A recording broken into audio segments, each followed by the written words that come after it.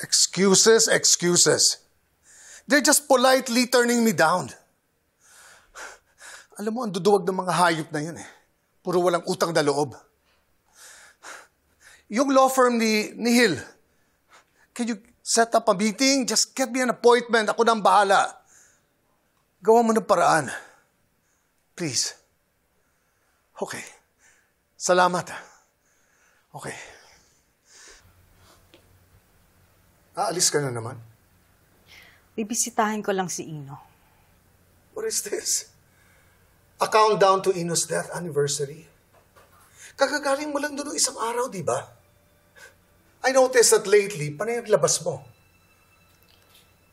Hindi pa ba sapat yung sinamahan kita dito for a long time habang nagmumukmuk ka sa nabubulok mong karir?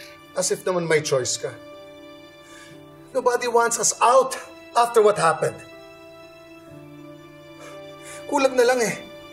Tratuhin tayo na parang patay. Eh, ginusto mo rin naman yun, di ba? Yung makalimutan nila tayo, pati yung nangyari.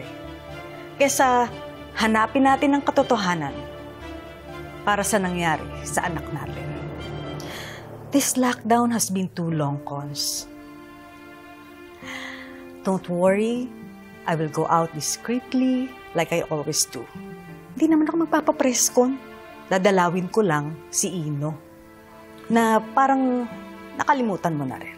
Wala naman mangyayari sa atin kahit ilang beses ka pa bubisita doon. So save your social battery for another time.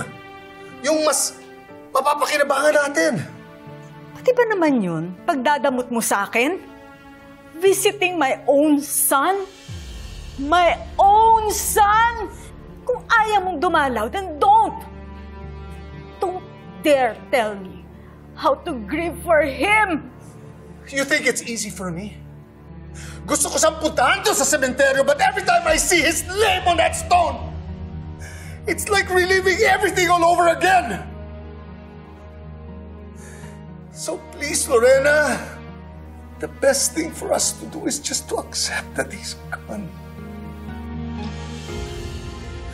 Don't you feel that, Lorena?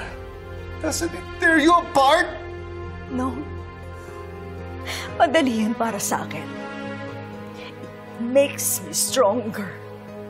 Because unlike you, I can just sit here at tanggapin yung nangyari. Meron pa akong isang dadalawin. She's gone too. At tulad ni Ino, hindi pa rin niya nakakamit ng katarungan.